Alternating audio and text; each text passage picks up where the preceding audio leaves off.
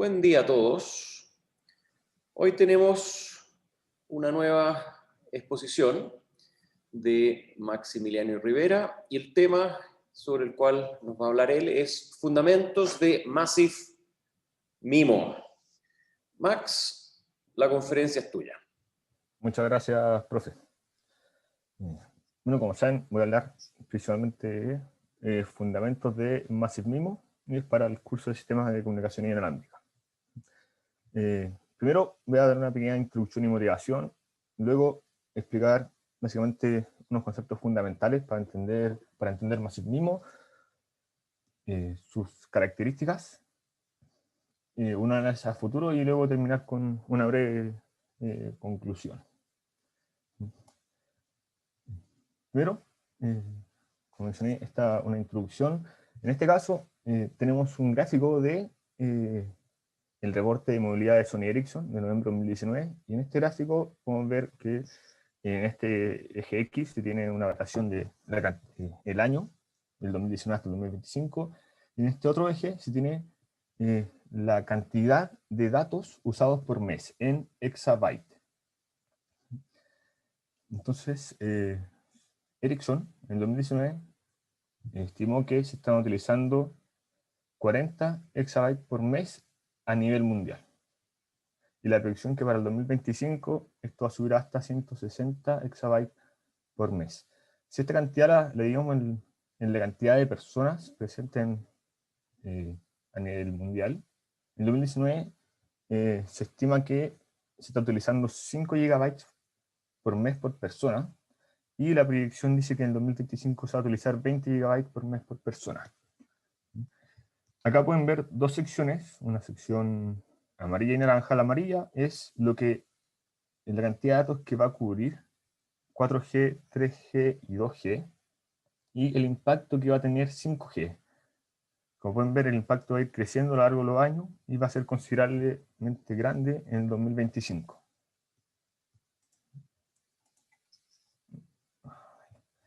También, por otra parte, Qualcomm, una empresa, en 2012 propuso un desafío, que es aumentar en 1000%, en un factor de 1000, perdón, el tráfico de datos móviles. Y esto va relacionado con el rendimiento por área. El rendimiento por área, o area throughput, está medido en bits por segundo por kilómetro cuadrado, y viene dado por esta ecuación, la ecuación 1, en donde se tiene un ancho de banda en hertz, una densidad de celdas, millón celdas por kilómetro cuadrado, y la eficiencia espectral en bits por segundo por hertz por celda. Esto se puede notar en la figura de acá, donde se tiene que el volumen de este cubo es el rendimiento por área. Este rendimiento por área básicamente nos está indicando que también se están ocupando los recursos y cuánta capacidad podemos obtener por kilómetro cuadrado. Y a lo largo de la historia se ha intentado, en las comunicaciones inalámbricas, se ha intentado aumentar el ancho de banda y se ha intentado aumentar la densidad de celdas. Podemos ver que cada vez, en cambio de, por ejemplo, las comunicaciones de red móvil, en el cambio de generación se ha aumentado el ancho de banda a utilizar y se ha empezado a densificar con mayor intensidad el número de celdas. Y se ha dejado principalmente de lado, comparado con el progreso de los otros dos, la eficiencia espectral. Y en el caso en que se quiera cumplir con este desafío, se busca poder aumentar un poco en ambos, pero especialmente se busca explotar la eficiencia espectral. Y es aquí donde Massive MIMO entra en acción. Massive MIMO resulta la solución más atractiva en ambiente de corto a mediano plazo, como vimos en el gráfico hasta 2025, en que se va a poder aumentar esta eficiencia espectral con el fin de aumentar, principalmente la eficiencia espectral con el fin de aumentar el rendimiento por área. Luego voy a mostrar ahora unos conceptos fundamentales de Massive MIMO, especialmente de arreglos de múltiples antenas. Primero tenemos un beamforming adaptativo. En la figura A se tiene un arreglo de una antena, y acá se tiene un patrón fijo, que a diferencia de un arreglo de múltiples antenas, donde el patrón puede ser adaptativo. Ese es donde viene y este puede ir cambiando según las condiciones del canal, que por eso se llama beamforming adaptativo. ¿Sí? Este beam en rojo representa una comunicación en línea de vista, ¿no? Comunicándose con un dispositivo a una cierta distancia. Y este otro, este beam azul o celeste, representa también un beam, pero en no línea de vista. Esto quiere decir que el usuario está bloqueado por no hay línea de vista, está bloqueado por un objeto y se tiene que realizar múltiples trayectorias para poder llegar al usuario. Por lo que, por ejemplo, este beam rebota acá, llega hasta acá, este beam rebota en otro lado, acá también, y esta energía de este beam direccional se esparce y se logra este beam, que es evidentemente disperso, pero se tiene una ganancia luego al llegar debido a la múltiple trayectoria. Otro concepto son las antenas activas. En la figura A se puede ver que se tiene una antena. Acá se ven 8 elementos radiativos, ¿ya? Pero se tiene solo una cadena de transreceptor. ¿Qué quiere decir esto? Que solo podemos modificar los 8 elementos radiativos a la misma vez, por lo que se tiene un beam fijo en el ambiente. En la figura B se tiene que, en este caso ahora, acá tenemos 4 antenas de doble polaridad, por lo tanto vamos a tener 64 antenas, perdón, 64 elementos radiativos, y se tienen 8 cadenas de transreceptores, por lo tanto se tienen 8 antenas. Este arreglo es una antena clásica de la cuarta generación, ¿no? Y la gracia de este es que tiene una posibilidad de beamforming en 2 dimensiones. Y finalmente este arreglo en la figura C, se tiene un arreglo de también 64 antenas, solo que hay 64 cadenas transreceptoras. ¿Qué quiere decir esto? Que cada dispositivo, cada elemento radiativo tiene su propia cadena. Por lo tanto, se tiene la posibilidad de hacer un beamforming en 3 dimensiones. Y este es el tipo de arreglos que se utiliza en Massive MIMO. Y en la siguiente figura vamos a poder ver un ejemplo. Acá está mostrando la primera antena de Massive MIMO que fue lanzada en New York City. En esta zona, en esta figura acá, podemos ver las 64 antenas, donde acá pueden aparecer como una X, que esa es la doble polarización. Y algo importante a notar es que acá atrás se tiene una antena, esta antena blanca, una antena para LTE, y se puede ver que el tamaño es prácticamente similar. Esta instalación fue realizada por Nokia en el 2008. Las características de Massive MIMO son que es un sistema de multiple user, pero altamente escalable. Y más adelante vamos a realizar bien una comparación entre multiple user y Massive MIMO. También en el uplink se tienen que desde cada usuario hasta la estación base, que tiene M antenas, y el downlink es desde la estación base hasta los K usuarios. Generalmente se tiene que es M, el número de antenas es de aproximadamente 100 o 200 también, y K varía como aproximadamente 10, pero varía entre 10 y 20. Como mencioné anteriormente, la gracia es que cada antena, cada elemento radiativo, la verdad, de la estación base presenta su propio transreceptor. Por lo tanto, se tiene que cada elemento radiativo pasa a ser una antena. Y este opera solo en Time Division Duplexing. Y eso también lo vamos a revisar en detalle más adelante. Bueno, ahora voy a hablar de otras características fundamentales y conceptos que ayudan a Massive MIMO debido a sus múltiples antenas en la estación base.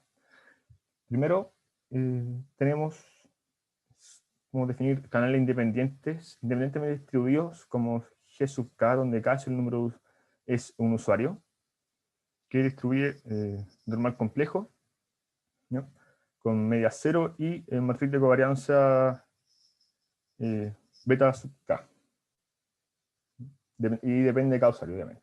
Entonces, lo que nos quiere decir que las realizaciones del canal, a medida que se aumentan las antenas, van a aparecer a su media, ¿ya? Y esto se puede verificar en el siguiente gráfico, en donde en este eje se tiene el aumento de números de antenas, y en este otro eje se tiene la ganancia del canal, ¿no?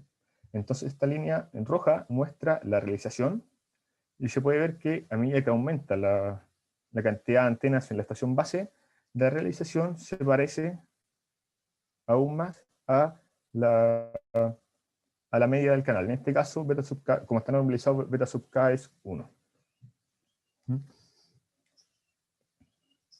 Y esto también se puede apreciar en la siguiente figura, en donde... bueno, perdón.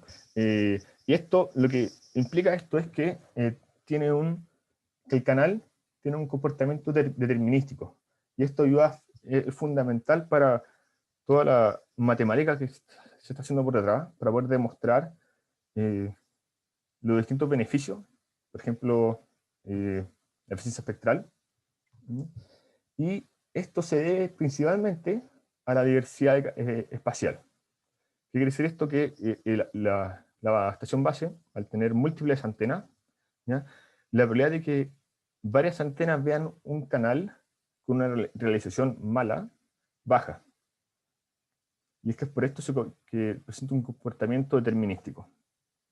En la siguiente figura podemos ver por ejemplo, se grafica un desvanecimiento Rayleigh, y acá tiene el número de realizaciones. Y en este eje se tiene la ganancia. Entonces, para una antena, podemos ver que la ganancia del canal varía constantemente y fluctúa considerablemente. Pero si es que se tienen en la estación base un número alto de antenas, por ejemplo, m igual 100 en este caso, se tiene que la ganancia del canal es prácticamente constante y presenta una baja fluctuación, una baja varianza. Otro concepto importante es la propagación favorable. Si ahora consideramos dos canales G sub K y G sub I de los usuarios K e I, entonces lo que nos dice la propagación favorable es que la predicción de G sub K sobre G sub I dividido en la cantidad de antenas, cuando esta cantidad de antenas tiende a infinito, da 0. ¿Qué quiere decir esto? Básicamente esto es el producto punto, y ese producto punto es la predicción de un vector sobre otro. Entonces, en ese caso, tenemos que, al proyectar un vector sobre otro y que tienda a 0, implica ortogonalidad cuando m es infinito, o tiende a infinito largo. Entonces, en ese caso, uno podría modelarlos como canales ortogonales. En este gráfico, también se tiene acá el número de antenas creciendo, y acá se tiene esta expresión, que es el producto punto entre los vectores de dos canales de distintos usuarios, y el número dividido en el número de antenas. La línea punteada representa una simulación ID, en donde se puede apreciar que a medida que aumenta la antena,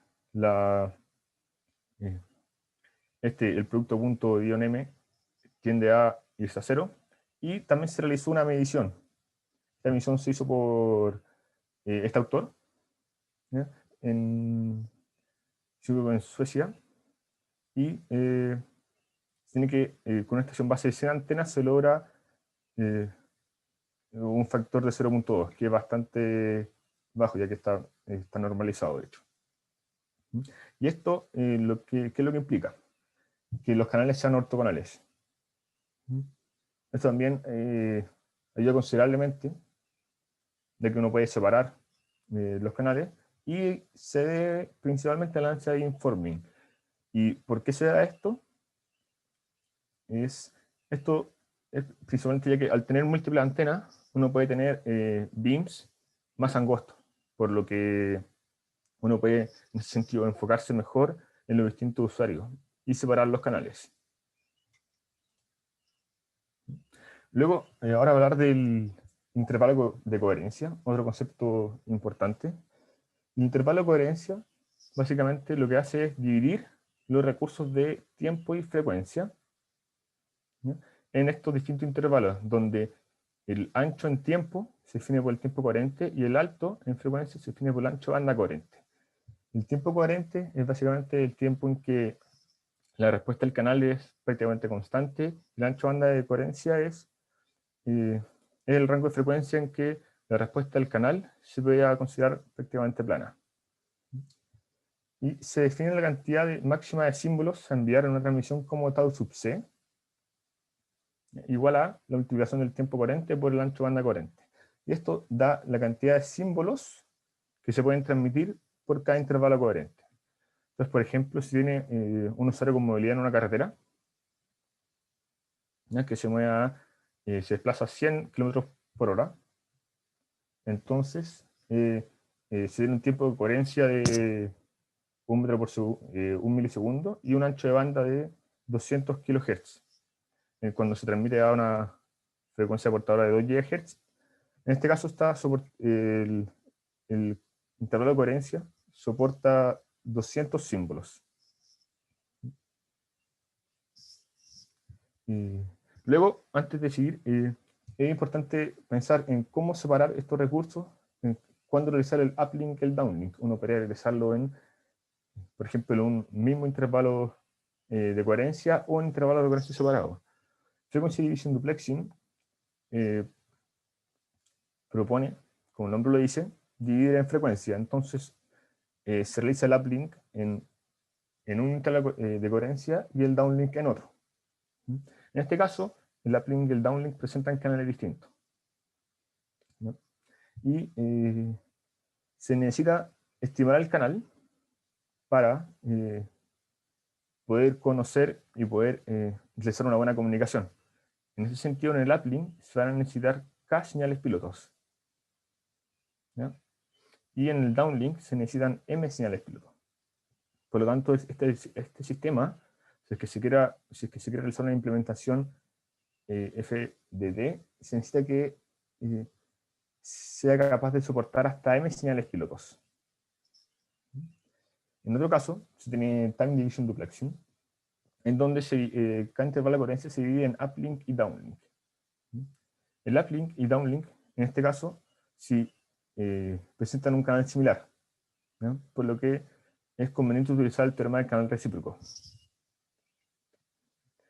en donde, por ejemplo, los coeficientes estimados en el uplink pueden ser usados para el downlink, ¿ya? En este caso, habría que decidir entre usar señales piloto en el uplink o en el downlink. Si se realizan en el uplink, se necesitarían K señales piloto, y en el downlink se necesitarían M señales piloto. Por lo tanto, como M es mucho mayor que K, es conveniente mandar señales piloto en el uplink. Es decir, cada dispositivo que se conecta a una estación base envía señales piloto, ¿ya? Y esto, por ejemplo, acá voy a seleccionar una parte. Tiene que esta parte del uplink, que pueden ver ahí, se utiliza para enviar señales piloto, ¿no? También se define un tau sub p como el número de señales pilotos a enviar, ¿ya? Y ahora voy a hacer una comparación entre TDD y FDD. Por ejemplo, si en el caso de movilidad que vimos antes, se transmitían hasta 200 símbolos y implementaba una celda con una estación base con 100 antenas que están conectados a 10 usuarios. Entonces, el mínimo tau sub p, que define la cantidad de señales pilotos a enviar, serían K, de que cada usuario envía su señal piloto. En ese caso, en TDD, se tienen que, al tener 10 usuarios, se envían 10 señales pilotos sobre los 200 símbolos por intervalo coherente. Por lo tanto, estaría ocupando un 5% de los recursos del intervalo coherente. Para FDD, en este caso, tiene que soportar hasta M. Y como dijimos, M son 100 antenas en la estación base. Por lo tanto, habría que enviar 100 señales piloto sobre el recurso de 200 símbolos por intervalo coherente. En ese sentido, estaríamos ocupando el 50% de los recursos por intervalo de coherencia, en vez de en FDD estar ocupando el 5%. Y esto se puede apreciar en la siguiente figura, en donde se grafica la eficiencia espectral, se compara los dos tipos de operaciones, y se grafica a medida que aumenta el número de antenas base. Se tiene en esta curva celeste, azul, continua, la información de estado canal perfecta, y luego se tienen las estimaciones por TDD y FDD. En este caso, se tiene un mismo rendimiento cuando TDD ocupa, por ejemplo, acá tenemos 10 usuarios, y FDD ocupa las M antenas disponibles, ¿no? Y si comparamos, por ejemplo, con FDD, que también ocupa una cantidad de 10 usuarios para enviar señal al piloto, la eficiencia espectral es considerablemente distinta, ya que se puede pensar acá abajo que un poco más de 10, y la otra, al llegar a 100 antenas, se tiene hasta 35 bits por segundo por hertz. Y luego, si tiene hay que estimar la información del estado del canal, y eso se realiza, como ya mencioné, mandando señales de largo tau sub p, ¿ya? Y en este caso se envían de esta forma, ¿ya? Y se utiliza el estimador MMSE, que es el Minimum Mean Square Error, ¿ya? Y que establece y da el siguiente resultado mostrado en esta figura, en donde se tiene en este eje la SNR utilizada, y en este es el Minimum Square Error, ¿no? Por ejemplo, en este gráfico, en esta curva azul punteada, para 10 usuarios, se tiene que, al utilizar una SNR de 0 decibeles, ¿ya? Se tiene un 10% de error. ¿Qué quiere decir esto? Por ejemplo, una matriz de canal, donde tiene en la estación base 100 antenas y hay 10 usuarios, hay 10%, 1000 coeficientes en la matriz de canal. Por lo tanto, un 10% de error quiere decir que hay 100 coeficientes de esa matriz que están que presentan un error, por lo tanto, que no se pueden utilizar. En este caso, según la literatura, y según lo que explica este mismo señor, la experiencia ha dicho que este 10% de error es aceptable, ¿no?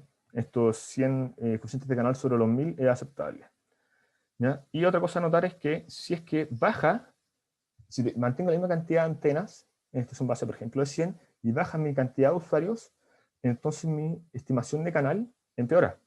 Si mantengo los 0 decibeles y ahora tengo solo un usuario conectado, el porcentaje de error de la matriz aumenta considerablemente. También ahora pasamos al procesamiento de recepción lineal. Quiere decir esto cuando se recibe la señal tanto en la estación base como en un dispositivo móvil, por ejemplo. Existen tres tipos de procesamiento: Maximum Ratio Processing, Zero Forcing y Minimum Mean Square Error Combining. La solución óptima para recibir las señales viene dada por MMC Combining. Esta presenta una alta complejidad tanto computacional como matemática. Por lo tanto, siempre los resultados de MMC vienen dados por simulaciones, y actualmente no se está usando ninguna antena, ninguna interacción real, física, que utilice este tipo de procesamiento. Zero Forcing representa una complejidad parecida a MMC Combining, pero presenta un desempeño peor, o sea, es subóptimo. Y MR, el Processing, esta es la gracia, es que la matemática se simplifica bastante, pero el resultado es 60% peor, 80% peor que MMCC. Y se utiliza principalmente para tener un entendimiento. Y se estima que en estos próximos años las antenas de Massive MIMO salgan y utilicen este tipo de procedimientos, ya que la complejidad computacional es bastante más baja en comparación a las demás. Acá en este gráfico podemos ver la capacidad de canal para tanto el uplink como el downlink, con la condición de que si un usuario transmite con SNR X o energía de señal X a la estación base le responde a todos los usuarios con, por ejemplo, 10 usuarios con 10X. En ese sentido, responde a cada usuario con la misma energía. ¿Ya? Y acá podemos ver que a medida que aumenta, acá tenemos el número de antenas y la capacidad, como mencioné. A medida que aumenta el número de antenas, aumenta la capacidad del canal, tanto en el uplink como en el downlink. Y a medida que aumenta la SNR, ya que este es este coeficiente RUL, en este sentido así ya, aumenta la SNR, aumenta también la capacidad. ¿Ya? Y si lo comparamos con un canal punto a punto, con ruido blanco gaussiano, por ejemplo este rojo de acá, que es de 5 decibeles, tiene un poco mayor de 2. Ya con, por ejemplo, 100 antenas, con una SNR de 0 decibeles, la curva verde, tiene aproximadamente casi 3.5 de bits por segundo por hertz, que es considerablemente mayor. Este gráfico se hizo con MR Processing. Después 5 minutos, Max. Después podemos utilizar, podemos graficar cómo varía el número de antenas, perdón, el número de usuarios K y la tasa de datos. ¿Sí? En esta línea punteada se grafica eh, el, el número de antenas como 10 veces la cantidad de usuarios. Y podemos ver que a medida que aumentan los usuarios, aumenta la tasa del canal, la capacidad del canal. ¿Ya? Esto es porque a medida que aumentan los usuarios, como antes, se estima de mejor forma el canal, por lo tanto aumenta su capacidad. Si ahora tenemos un arreglo de 100 antenas fijo, podemos ver que en un comienzo, al aumentar el número de usuarios, el factor dominante es que mejora la estimación del canal. Luego, a medida que aumenta una mayor cantidad de usuarios, el factor dominante pasa a ser la interferencia entre ellos. Por tanto, la capacidad de canal baja. Y una comparación entre multi-user MIMO y Massive MIMO es, por ejemplo, la relación entre M y K, en donde en multi-user ambos son menores que 10 y son totalmente parecidos. En cambio, en Massive MIMO, M es mucho mayor que el usuario y tenemos 100 antenas que son base y pueden ser 10 o 20 usuarios. La operación de duplexación en multi-user puede ser tanto en FDD y TDD, y en Massive MIMO es solo TDD. ¿Sí? Esto es importante a considerar. La adquisición de canal en multiuso precisamente se basa en cálculos prehechos, en lo que llaman codebooks. Por lo tanto, ahí es donde puede presentar una gran diferencia con Massive MIMO, en donde se basa solamente en las señales piloto. ¿Sí? Entonces busca tener una mejor estimación del canal. Y la calidad del enlace varía según tiempo y frecuencia, y falta también posición. Y en Massive MIMO casi no varían tiempo ni frecuencia debido al fenómeno de channel hardening, y también en posición apenas varía. Eso se puede ver en la siguiente gráfico, en donde acá muestra multi-user MIMO, la eficiencia espectral según la posición, y podemos ver que en un punto se tiene una alta eficiencia espectral, pero a medida que nos desplazamos un poco de ese punto óptimo, la eficiencia baja considerablemente. Y en cambio en Massive MIMO, el punto máximo se maximiza, va la redundancia, y en donde un desplazamiento no va a afectar considerablemente en la eficiencia espectral. Acá, este gráfico, vamos a ver la eficiencia espectral según este tau sub c, que sería la cantidad de símbolos a enviar en cada intervalo de coherencia. Acá tenemos el número de usuarios y la eficiencia espectral en bits por hertz bits por segundo por hertz por celda. Y esto, ¿qué es lo que dice este gráfico? Es que a medida que, por ejemplo, la curva azul comparada con la roja, la azul puede representar un usuario con alta movilidad, o usuarios con alta movilidad, y la roja representa usuarios con baja movilidad, puede ser caminando, en este caso 200, un automóvil a 100 km por hora. Lo que quiere decir es que a medida que aumentan los usuarios, tiende a aumentar la eficiencia espectral, ¿ya? Y que un punto en contra es que cuando los usuarios tengan movilidad, la eficiencia espectral baja considerablemente, y es porque el intervalo coherente se hace más chico, si el tiempo coherente se achica considerablemente. Y una proyección a futuro que estuve pensando es si seguirá la tendencia a aumentar el número de antenas, hasta, por ejemplo, no sé, en 1000 antenas por estación base. Y ahí, después de pensarlo en retrospectiva, yo pensé que sí, pero después de pensarlo en retrospectiva, al tener 1000 antenas hay que necesitar también tener 1000 cadenas de transreceptores, así poder manipular las 1000 antenas. Entonces, primero surge una complejidad bastante grande, y después también surge la capacidad de canal, la estimación del canal. Van a necesitar, son 1000 antenas y tenemos 10 usuarios, va a ser una matriz de 10.000 coeficiente. Por lo tanto, se cree que no se va a seguir aumentando, básicamente va a llegar las proyecciones dicen que hasta 200 antenas, y no más que eso en los próximos años. Y finalmente, lo que se tienen que quedar es más mismo una tecnología que permite una alta fidelidad de funcionamiento, debido a que ya el canal, al tener un arreglo masivo de antena, es prácticamente determinístico y constante. ¿Sí? Mediante la mejora de la eficiencia espectral se ha permitido alcanzar enviados de tasas considerablemente mayores a los estándares pasados. Si se compara con estándares, por ejemplo, 4G, tal como lo escribió en el informe, hay una mejora considerable.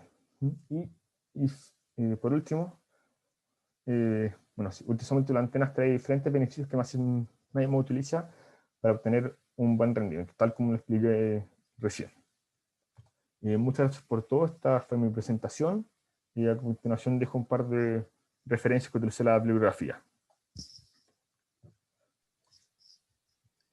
No sé si alguien Excelente, tiene alguna duda, muchas gracias, pregunta, Max. consulta. Eso, preguntas o consultas. Veo un par de manitos azules, pero no sé si se quedaron de antes o si son efectivamente preguntas. ¿Seba? Yo tengo una pregunta. Ese producto punto entre distintos usuarios,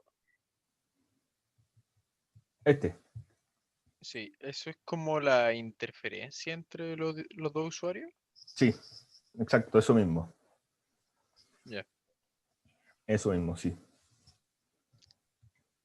Yo tengo otra pregunta, pero quizás es como muy específica. Dale nomás, a ver si... La diapo 13, creo. Voy. Esta. Sí. Que no entiendo cómo la multiplicación de t, que está en segundo, y con b, que está en hertz, te da símbolos.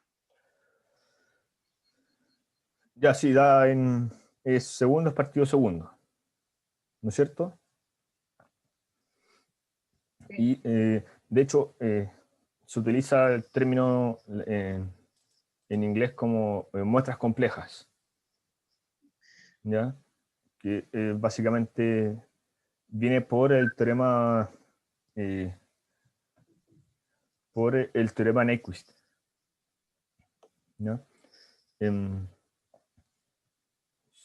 Sí. Si no, es básicamente eso, en donde te queda dimensional, pero básicamente se basa en la misma idea en la capacidad de canal, en donde al tener, por ejemplo, bits por segundo por hertz, también se utiliza en la cantidad de muestras complejas, o bits de muestras complejas, en ese sentido. Lo que pasa es que símbolo no es una unidad física, es una noción de información.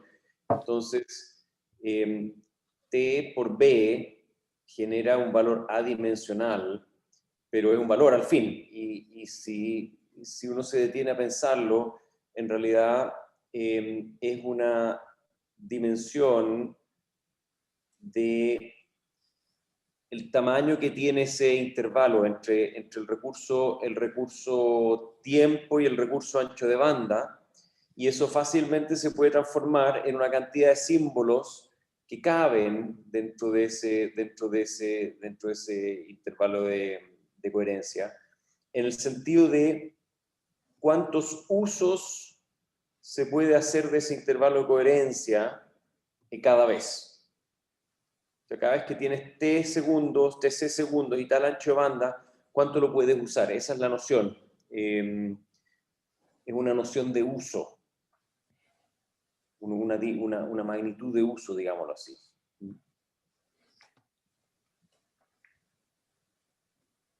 ¿Más preguntas?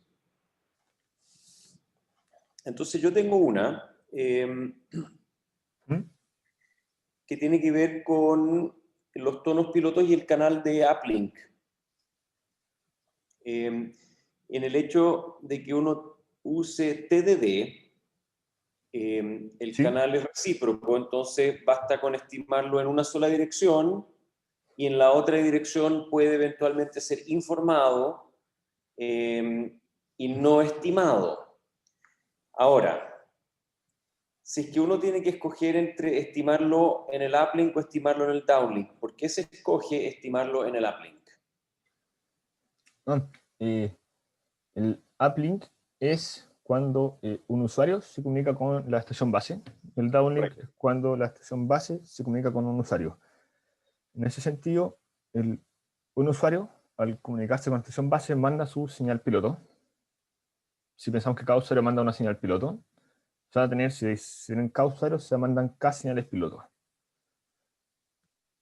Y en el downlink, la estación base tiene que enviar a cada usuario, o envía, puede ser un broadcast, envía a los usuarios las señales piloto. Y como tiene M antenas, tiene que enviar M señales piloto. Y como M es mucho mayor que K, entonces primero resulta conveniente que el sistema sea capaz de soportar solo hasta K señales piloto, que sería alrededor de 10, 20, en vez de M señales piloto, que sería alrededor de 100 y 200 en algunos casos. Y otra razón Eso, por la que... perdón, eso por el ¿Sí? hecho, perdón Max, eso ¿Sí, por sí? el hecho de que cada usuario tiene mucho menos antenas que la cantidad de Exacto. antenas que tiene el receptor, la base. Exacto, se asume que cada usuario tiene una antena, de hecho, en este caso. ¿Y qué hay del hecho de que estimar usando tonos piloto consume una cierta capacidad de cómputo que está mucho más fácilmente disponible en la base que en el dispositivo móvil? ¿Sería eso también una justificación? Sí, de hecho, también. Perfecto. También, de hecho, toda la razón, profesor. Bien. ¿Más preguntas?